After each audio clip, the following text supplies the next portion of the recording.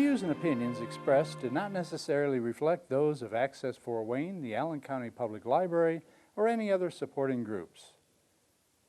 If you'd like to produce a show, call us at 260-421-1250.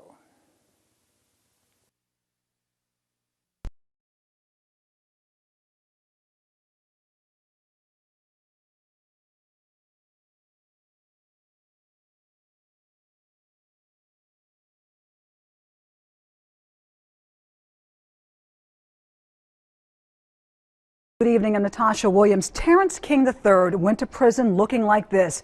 Now he looks like this, tattoos covering his neck and one under his left eye. King, convicted of a violent past, will be released from prison tomorrow after serving 8 years for nearly killing his ex-girlfriend's 16-month-old daughter. That small child, Destiny, is now 9 years old. Her mother has been fighting to pass a law for tougher penalties for abusers like King the whole time he's been in prison. Our Nicole Grigg caught up with her today, and she says her nightmare is continuing. Nicole? Natasha, every day is still a fight for Destiny and her mother. We have followed the story since the beginning. Destiny has broken through so many barriers despite what she has been through. Like any 9-year-old, Destiny loves to play outside, and every day is a gift.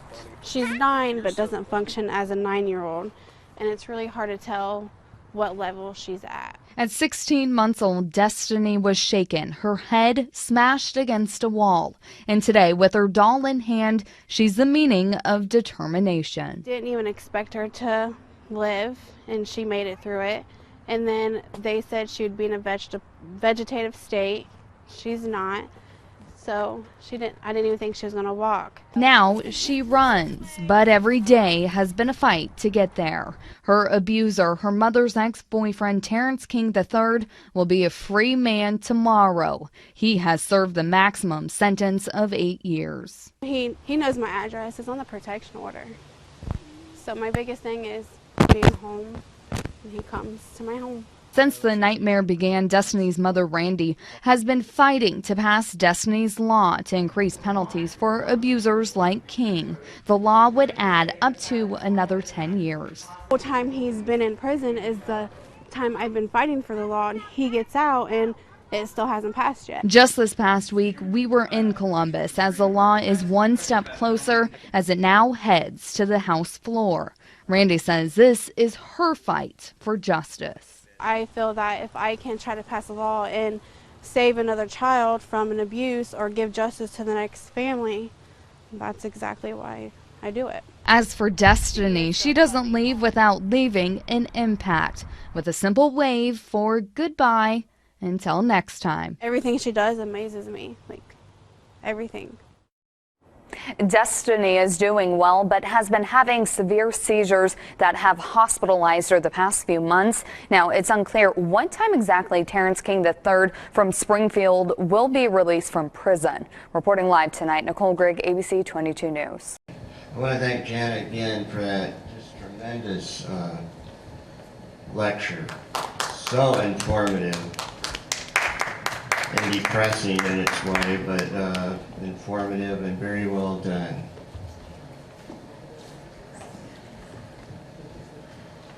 That video, by the way, was done several months ago. The abuser is out of prison. We talked with Destiny Destiny's mother, Randy, just last week, and she hopes the bill will be passed this year. Destiny, as I said, is still suffering from seizures. Let me just introduce everybody. This is Linda Hartley over there, who's a mental health therapist. Dr. Deborah McMahon from the Board of Health, Commissioner of the Board of Health. Lisa Smith, who helped a lot with this program, Director of Mental Health America of Allen County. Steve Vashon is from Parkview Healing Arts and does a lot more than that. And our friend Senator Dennis Cruz. Thank you, Senator, for coming. And I know your time is limited, so could you just start with, I'm going to have to pass this around, but I think you're working on a law similar. Could you give us an update? So I took a copy of the bill that's been before the Ohio legislature, and I adapted that to Indiana law and introduced that bill in early January this year. And 2-3 weeks had gone by and I had not heard from the committee chairman. So it was assigned to the criminal courts committee, and Senator Young is the chairman of that. So I went in and met with him for a good half an hour and talked about the bill. And he had multiple questions, a lot of excellent questions. I couldn't answer all these questions. And I think he determined that he had like 60 or 70 bills before his committee, and he's only going to be able to hear about 25 of the 70 bills. And he said he did not think that mine would probably get on that top 25 list because he had so many questions about it. And so we did not get a hearing in committee on Destiny's Law in Indiana this session. So what I'm going to plan on doing, I think I'm going to give him the bill, and I'm going to ask him if he will rework the bill according to trying to answer his questions so that he can prepare a bill next year that he could potentially author as the chairman of the committee. And when you're the chairman of the committee, then you most likely hear your own bill when it's assigned to your committee. So hopefully we'll have better fortune next year, but this year we did not get a committee hearing on the bill. But thank you so much for working on it and trying, and it's still active. I mean, it's still going to come up next year. Any of you have any questions for the senator in Destiny's Law?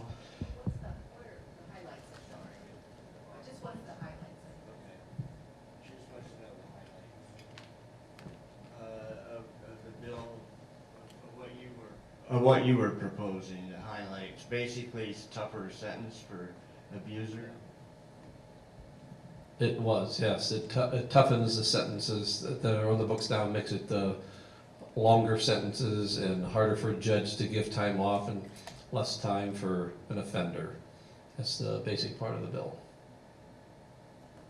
Have you seen the bill in Ohio? Did you get a copy of that? Was that helpful?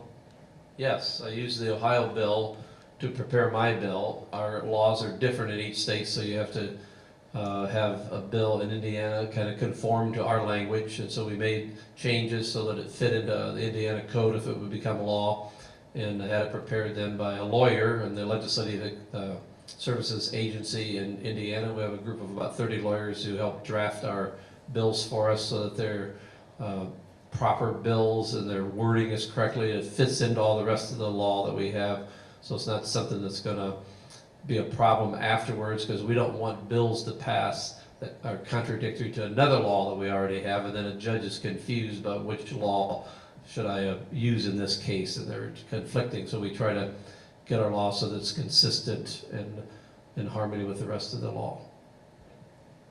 One thing that struck me when I first met Randy, and she basically said about her law what you're saying, and then when you read the law, when she actually got it written, I don't think she wrote it, but like you said, lawyers and other people, my gosh, it was page after page after page, and it was difficult to figure out just what is this law about, you know, and then it got stalled, like your bill, and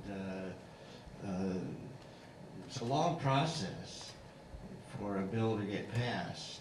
Are you hopeful, though, that it will? I mean, Destiny, 7 years, 8 years, going on 8 years for her law, and that young woman has never given up. She got it passed in the House 12-1. This is about the time we met Senator Cruz and introduced him to Randy, and thank you so much for taking that ball and running with it. So let me, Dr. McMahon, that presentation was incredible that Janet gave, but also I thought very depressing as somebody who's suffered from abuse. We need a law like this, wouldn't you think? Well, I think, you know, certainly we need tougher laws, and I appreciate you making that at least on the agenda, putting that at least on the agenda. But I think what this study really highlights is that we need more education.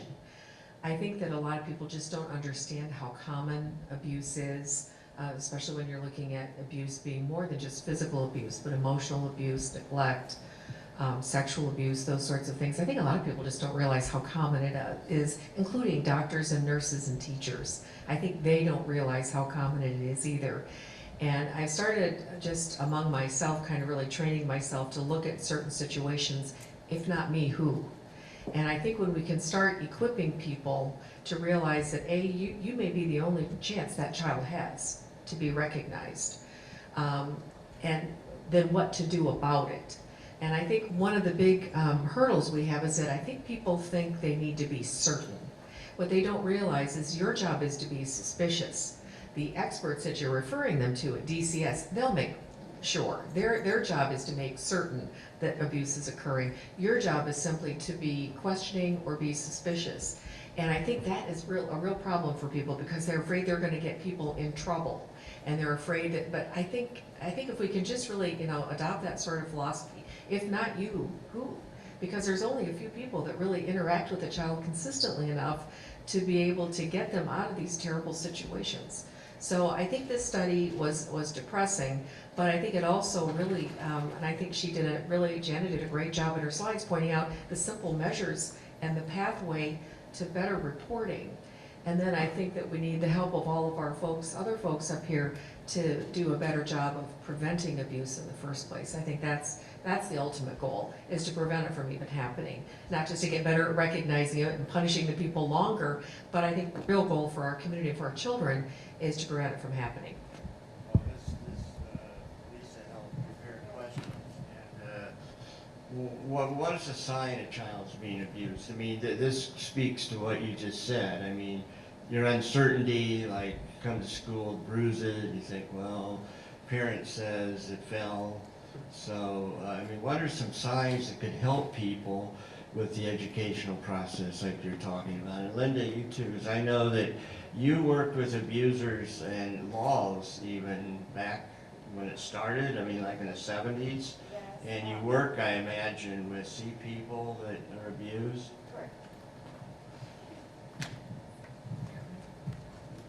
I'm a licensed clinical social worker. I have been in the field for about 40 years and done a wide range of working with families and children, beginning with the social worker of the intensive care nursery. Saw lots of things that we weren't sure what we were supposed to do back in the 70s, late 70s. But in the early 70s, I was one of the first case aides hired in the state of Indiana for the new child abuse unit that was formed in Fort Wayne, Indiana, Allen County. So I've had a lot of years of experience and exposure to some very sad things. I have a private practice and I've worked for the mental health center, so I've done a great deal of reporting over the years. I'm not proud of that. Well, maybe I should be proud of that, but I'm not glad about that. And my stance is I always tell the families what I'm going to do. If they're in front of me or if I have to make a phone call when a child has disclosed to me. So it also came to be that not long ago, I don't know if you were there, Senator, but I testified down in Indianapolis because of the structure of the reporting law was such that you had to call Indianapolis and it didn't get back to the local counties that easily. And so we were missing some situations, and we even had a little girl die in Indiana because of that. So that did change, and that's a good thing. They moved on that rather quickly, but I think I think I've gotten off on a tangent. The question is, the question you asked me about. The signs. Well, whenever there's an extreme change in children's behavior, some of it can be that they pull in the withdrawal, or they become extremely acting out. Children can change in like if they're in school, their skills in their grades drop. You see acting out as they get older into the community. Trying drugs, alcohol, getting into sexual activity, early age, a great deal of depression and anxiety in children, and a number of professionals don't believe that children can be depressed, and that's so not true. We can see it in infants. We see a number of not wanting to be with family members or a particular family member. We see a lot of secret keeping, and they stop talking to adults for fear they're going to share something. And that happens a lot in the therapy session as well. It takes a while for them to develop trust. That's been broken. So between broken trust and secrets, you have children who are really bottled up with a great deal of pain.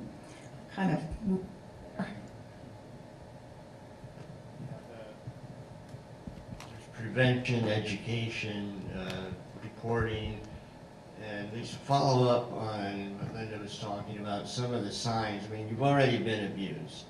The child's been abused. Maybe a lot of stigma, a lot of shame, don't want to talk about it, don't want to admit it. What are some signs, and because this topic is sort of long-term abuse, depression, what kind of signs of those do you see?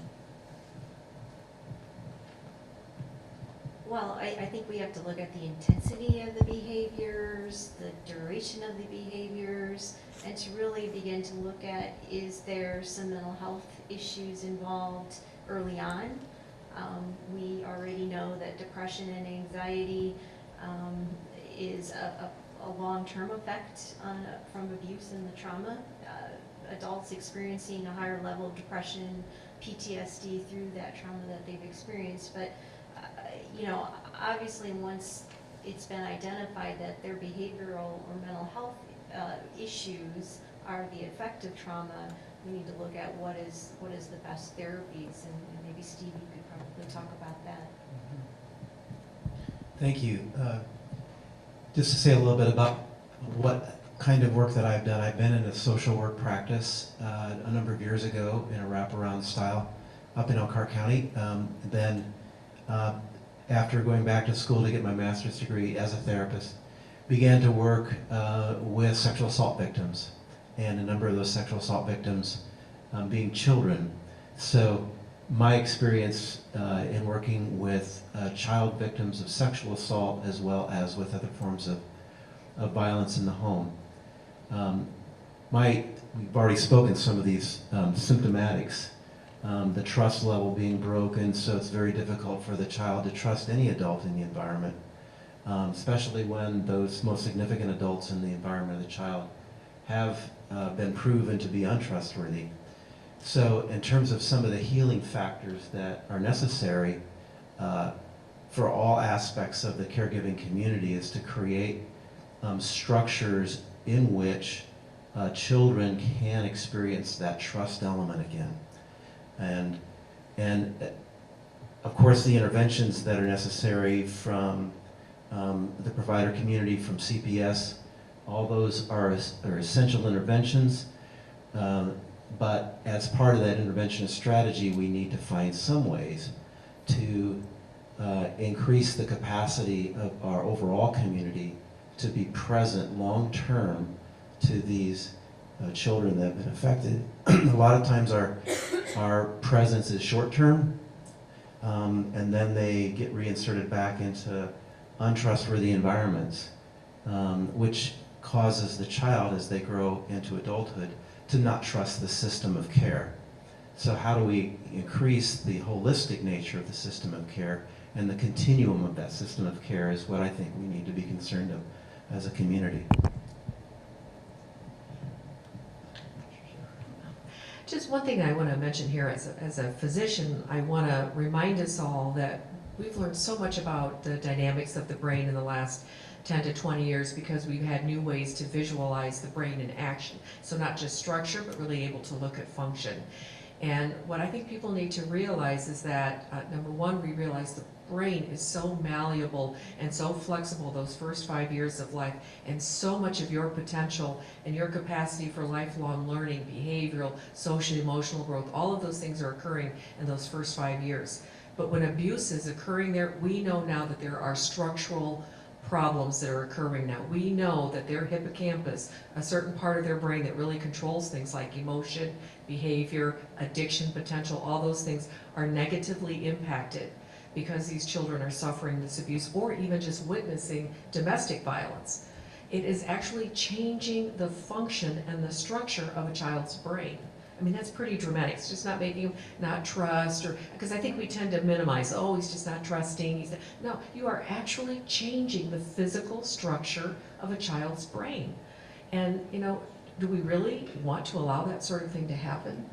And the other thing I wanted to comment on when you said the community needs to come alongside, you're exactly right, because the one thing that the community can really help a child with that doesn't depend on something innate in the child is resilience. And that is really protective factors that really the whole community, healthcare, mental health, neighbors, church members, teachers, friends, those people can come alongside that child and build into them the resilience they need to overcome a lot of this awful stuff. And I'd just like to add, since we don't have anyone from the school system on the panel, is that, you know, schools have a long-term access to children who have been or are currently being abused. So creating a safe environment within the schools, helping teachers identify and understand maybe the challenges that that child is experiencing, helping to create positive relationships with other adults is really key. And definitely working with, you know, special education if it comes to something like that, where, you know, a child is really comforted and in a healing environment so that they can be successful, you know, not just as they're growing or academically, but into productive adults. Let's get drunk, but I'm afraid I won't get the mic back. And this is something that, Senator Cruz, I really applaud you for trying to make this legislation happen, and I'm sure happy to help any way that I can next year, because I think that's important. But one thing it'd be interesting to tie either a requirement, or even better, a requirement with funding to in your legislation would be to train those people who have professions that regularly engage with children on how to have difficult and icky conversations with their parents. I was never trained how to tell someone, I think you're abusing your child. And I bet not a teacher, not a mental health, maybe in mental health, you guys are better at that in social work. But most of the people who are that person who has an opportunity to really impact that child's life, we're never trained how to do that. And that's hard to do. It's hard to tell someone that, you know what, I think your child's leg is from you, or I think you're emotionally abusing, because I've actually seen it. Fortunately, I had mental health people there in the same practice that I was able to come in. You need to talk to this woman. She's really talking terrible to her kids. So I think, you know, requiring that training, because those are kind of the soft skills that, well, they'll pick those up as they go along. And no, those are some of the most challenging, difficult things you have, is to tell people not just that, you know, you're abusing your child, but that you have an STD and you know, you got to tell your wife, or, you know, you've got cancer, you're this, that, all. So we really need help in equipping people to have those difficult conversations. I'm done. I will relinquish the mic. Well, and just to add that we definitely want to encourage parents to seek help, and without shame and without guilt and without judgment, so that they can become better parents. I mean, I think that's, you know, a lot of this starts at home, and we need to be prepared to help them any way they need to be. Speaking about, you know, helping parents, because many times if it's the parent that's the abuser, you know, they may come from abuse. That's not always true, but they have a problem parenting for whatever the reason. It could be mental health, it could be substance abuse, it could be poverty in finances and marriage that the child is present and gets lashed out at. So we need, yes, more supportiveness in our society to teach about parenting. You know, we all know the old saying, you know, that parenting, there's no real book, and we're not born knowing how to do that. and we need a bigger emphasis in our society. You know, if you look at the Scandinavian countries, it's really a requirement that the community embraces the child and the family.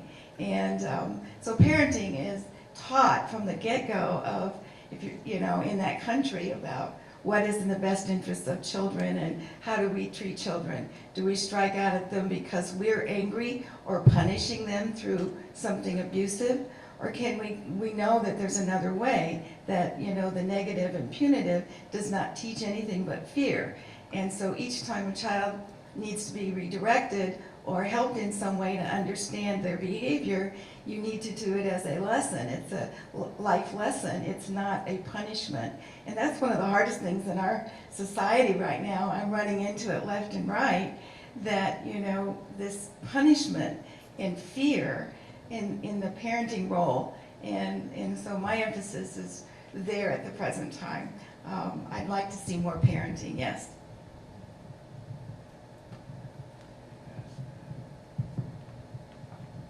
How can we help you get this bill passed, and how can we get some of the ideas Dr. McMahon put forth into the bill? I mean, I'm not sure what limitations you have. I know it's legal stuff, but can we get some of this educational kind of thing too? And how can we help?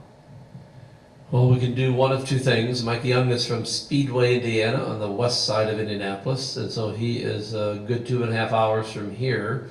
And so we could either have a group of us go down there and meet with him at the state capitol, which he goes to quite often, or we could see if he would be willing to drive up here sometime and meet with us here. So I could talk to him and see which way he would prefer. I mean, if he's open to coming up here, then that would be nicer if one person could travel instead of 3 or 4 of us go down there and meet with him during this off-session time and try to put together components of a bill that he likes, that he'd be willing to introduce. And I could be his co-author on it, and we'll get something that could be actually heard in a committee hearing next year and possibly even passed into law in Indiana. So if we could have, maybe this panel could maybe meet with him somehow or another. Excellent. Everybody willing? Okay. Okay, it's a deal. We'll help you arrange it if you need any help. You can call you.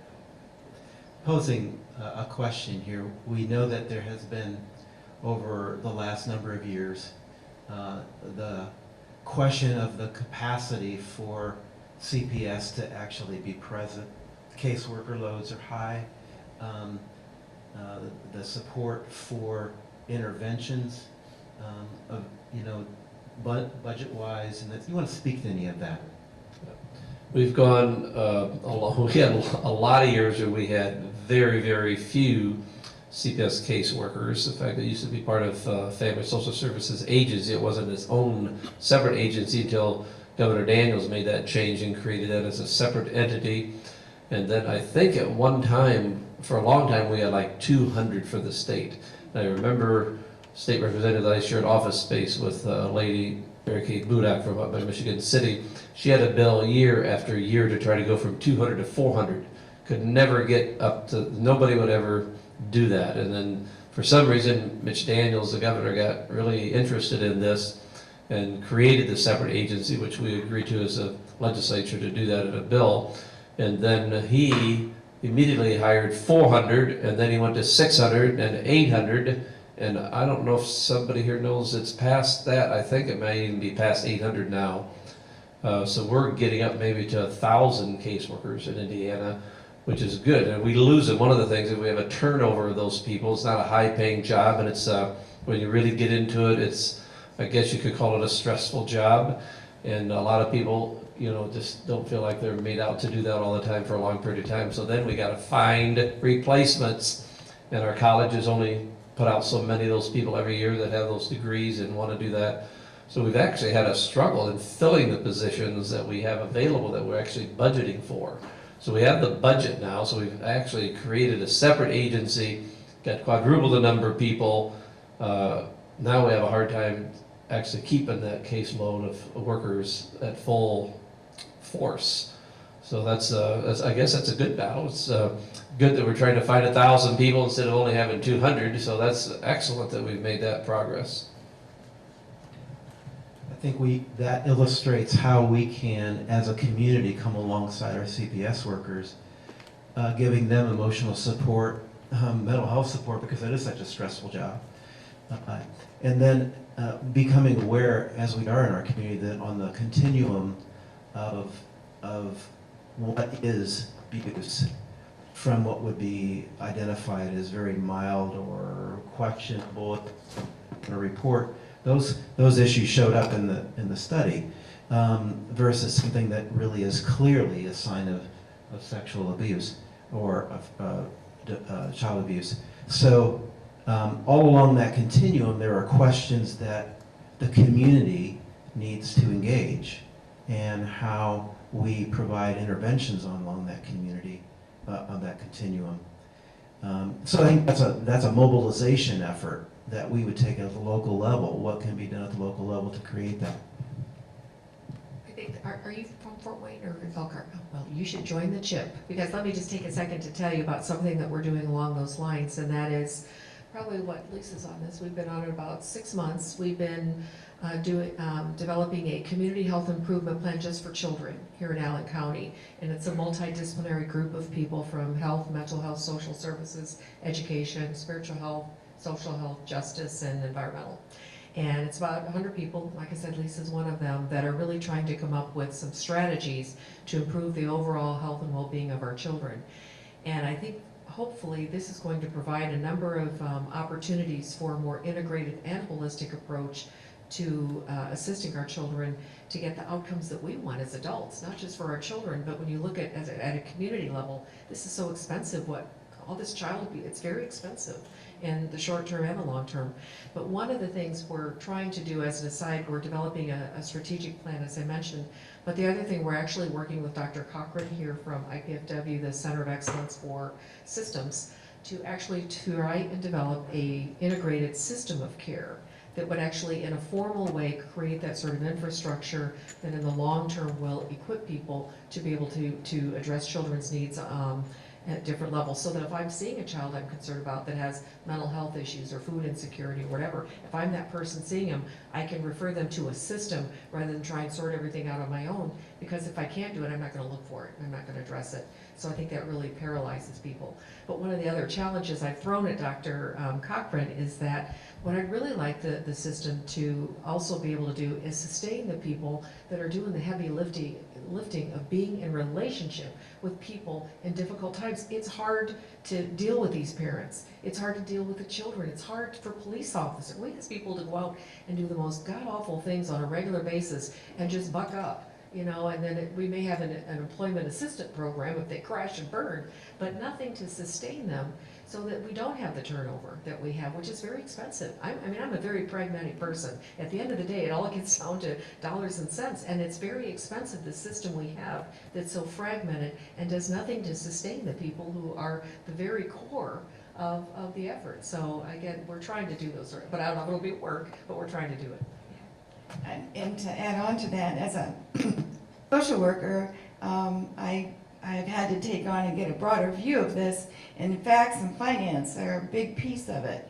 And so when we think about the long-term effects, and I do see adults, so the long-term effects are taking a toll both in substance abuse, addictive behaviors that drain their finances, things like disability because of the long-term depression. Depression takes a toll on one's physical health, and while real things that are not working in the body are happening, so much of it is somatic in that they really can't face and deal with things, and so they go, you know, I'm not saying anyone on disability is that. I'm saying that we have a lot of people who can't financially support themselves because they have, you know, these aches and pains and illnesses and their body's not working. And if you sit down and talk with them, their long history is that they had childhood abuse, sexual, physical, you know, neglect,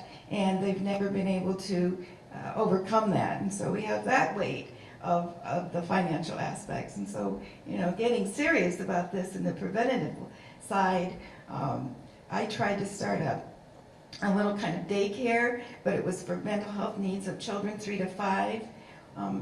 It went over really big in the community, but the State Department for Medicaid, which most of these children qualified for, said no, that's babysitting. And so I lost that program. So I have, had some real despondency here of how do we get enough money to do the preventative, because that is really where it is. And again, this is not theory. This is not just kind of, wow, is this really going to cause long-term problems for people? No, the CDC has done those studies. It costs more money because these people have more, not just depression, which a lot of people think is just sadness. No, depression is disabling, but they have more chronic health problems, heart disease. They have worse outcomes for everything. And if you don't believe, it's the adverse childhood events, where they follow these people over 20 years to look at their physical health outcomes, not just their mood or their level of sadness, or they actually, and these people all do worse depending on the number of events they have. And so what I've learned in public health, it's pay me now or pay me later, and pay me later always has a surcharge. I'd rather deal with it up front, get it done, do the right thing, fund those things that are evidence-based, that really are going to move the needle, and because you're going to pay for it later. What they say, they estimate the lifetime cost, one birth cohort of children in 1 year, the lifetime cost of those children in that 1 year who were abused, $124 billion. You will pay me now, you're gonna pay for it. So why not pay for it up front? So what if it's babysitting? It's therapeutic babysitting, and it's better than being at home being abused, right? I mean, I don't. Very well said. And you're right, prevention is really the key here, and we're talking about providing prevention for children as well as the adults, and we have to get them early and early identification when there are issues across all age groups. I think that's, the earlier we can get to people, the sooner we will be actually truly stopping child neglect and mental health issues at birth. So. There's another bill which I do think did get a hearing, and I think it is still moving in the legislative process. And Judge Pratt in Allen County did it here, and we're trying to do that on a statewide level. Are you sure everybody's doing with the two groups coming together and analyzing a kid from criminal justice and mental health both? It's a new program that he's implemented.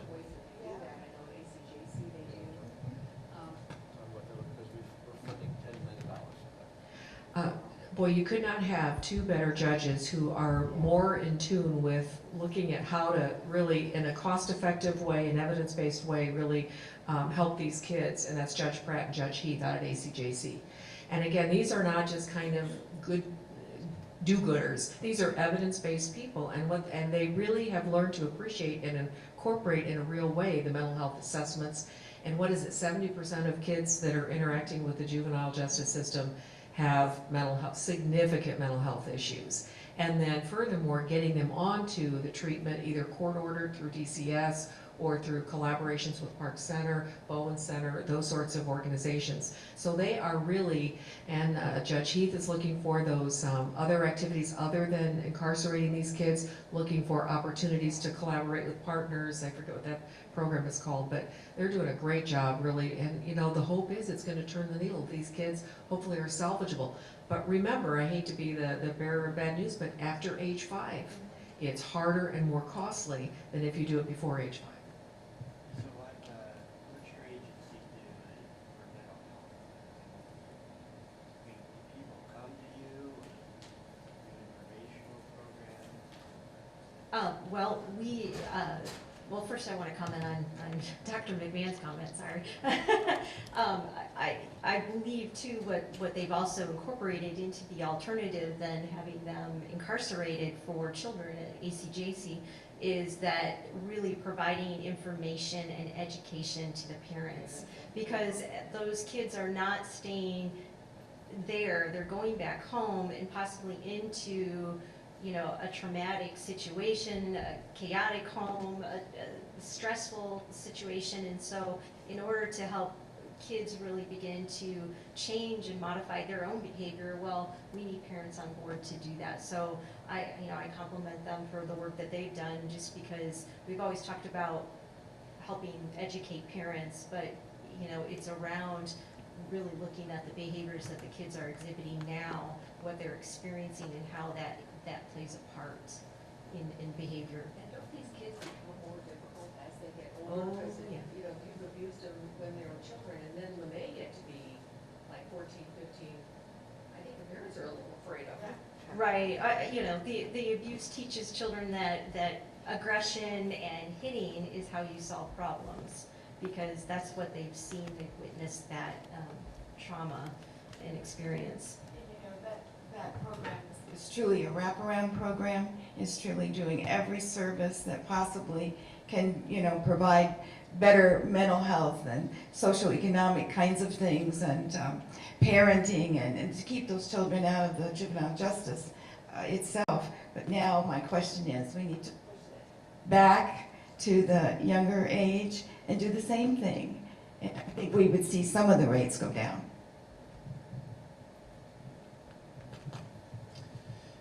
One of the sponsors of this event today is TRAC. And I just make a comment about the vision for arts. Can make a big difference in relating to this kind of child and parenting situation. We got to find some ways to play again. And that's the heart of what we envision children's life to be, is play, meaningful play. I must say this, that one of the soapboxes that I get on is I don't believe that our educational system is serving that very well. That we are not creating a society where there are intrinsic motivations happening within children. That a lot of times our educational experience is not one of affirming the gifts that are spontaneously coming forth in the child in the whole range of those capacities, just looking at certain fragments of skills that might be marketable in our society. So I'm thinking that this opportunity that we have to engage children and families is going to require all the arts, music, dance, yoga, learning how to be in touch with what those feelings are in the deep place, and be able to identify those feelings and articulate those feelings in somatic ways through the use of the body. Fort Wayne Dance Collective is involved in that in a variety of ways, and I am involved with Parkview Healing Arts Program, which is a function of the Fort Wayne Dance Collective in partnership with Parkview Hospital. This is a way, again, that an acknowledgement that all the arts are part of the solution, and need to be included as we think about what a holistic care and interventions really are. Actually, martial arts might fit into that category as well. We have a martial arts instructor here with us today, and I think that could actually be a part of that too. Thank you. Yeah, I was just going to mention that. Wow, amazing. This is Steve Bashy, and in the last few minutes, if anybody else wants to ask the panel something, and then we'll start wrapping up. Steve? Thank you, sir. Be up on stage, but thank you. My name is Sensei Bashy from Bashy's Martial Arts. I've got over 30 years experience. I'm a sensei, a master instructor in Taekwondo and Karate. Martial arts has helped me out tremendously, and I've got hundreds of testimonials at my school of how great my program is for kids and adults. It's a wonderful character development program. It's not just kicking and punching. There's a lot more to it. We work on the inside out. That's where everything starts. And we build confidence, and when you're confident and you're feeling good through training, you're thinking good, and when you're thinking good, you're attracting more good in your life. And that's my philosophy. And I know without a doubt, any of these kids you want to bring to me, I'll give them 3 months free and a uniform. I'm serious. Anyone you know that needs this, that needs an outlet in a positive way, I'll gladly give them 3 months, and I promise you, you will see a change. And I want to do everything I can for this community to help everyone with my talent and my gift and what God's blessed me with, my karate school. So anytime, let me know. Thank you, and God bless. Thank you, Steve. I think Steve speaks to a problem too. I mean, we have talent. Steve mentioned art and trap. We have visions of getting volunteer artists to go to kids or get kids to them, like at Wunderkammer, where we would have classes or outside at Packard Park and weather like today. And but the challenge is getting our teachers to those kids or the kids to the teachers. So like Steve is willing to give free classes. We'd have to find a way to let kids know that's available. One of the things we're about to do is Steve's going to do some classes at Parents' House, which is part of the rescue mission. I talked to Reverend Donovan Coley, and he said, yes, our kids could really use that. And as Steve said, it's not just the physical. Yes, it's some outlet of physical, but it's a lot of emotional and mental. And I have witnessed his classes. Those kids love it, and they're very respectful, and I think that's another key thing. We only got about 3 minutes left here for the program, but I also wanted to say that in the bill that we have $10 million allocated for that program that would take the criminal justice system. A kid may be in the, well, like 70% of them have mental health problems, but if a kid gets in the criminal justice system, he normally doesn't get over and get any mental health help. So this program that Judge Pratt has started here in Allen County is trying to be adopted statewide this session, in our lawmaking session, and hopefully that'll become law. And they did have $10 million in it, which is a good amount of money to help the program go statewide in Indiana, so I think that'd be a good plus. Excellent. Well, since you have to leave and it's been an hour or so, let's just wrap up with any closing comments. We'll just start with you. Okay. Well, I'll pledge to work on Destiny's Law and see if I can work with Senator Young, and maybe some of us can meet with him and we can get a bill prepared for next session that can actually potentially pass into law. So that's what I'd like to end up with here. Yes, that's fantastic. That's something tangible for me to leave here and say we're going to do. Go ahead. Yes, I'm inspired by some of the comments made on this panel, that we are indeed moving forward as a community, at least that there's, as you described earlier, an infrastructure of a holistic system of care that's being put in place. And trying, yes, and I just want to say amen, and it will be put in place. Because I do believe in Fort Wayne in this area that we're a lot of wonderful people here, and I think we just, as we gather around and mobilize together with a vision, with the stakeholders in our community that represent the various factors in the community, that we will see something wonderful happen. One of the things at Mental Health America we see is people in crisis, in mental health crisis, and unfortunately for us, we see them at their time of worse mental health conditions. But boy, you know, I'm very encouraged by what's going on in our community, so that we don't see people in crisis, that we have a system that really supports them before the crisis becomes too difficult.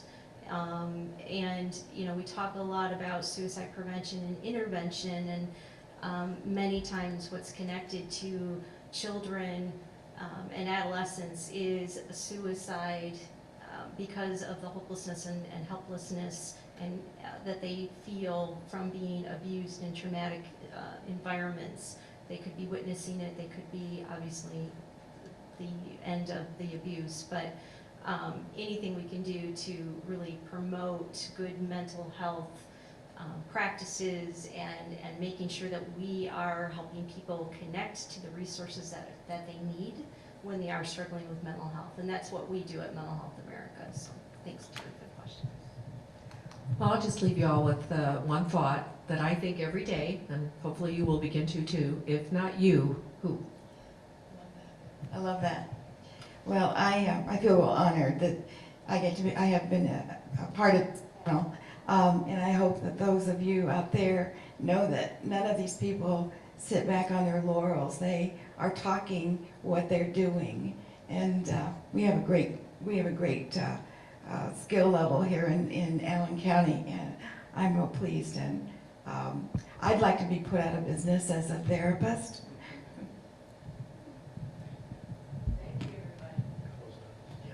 Thank you so much, everybody who attended on this beautiful Saturday. And thank the panel, Senator Cruz, Steve Aisha, Lisa Smith, Dr. McMahon, Linda Hartley.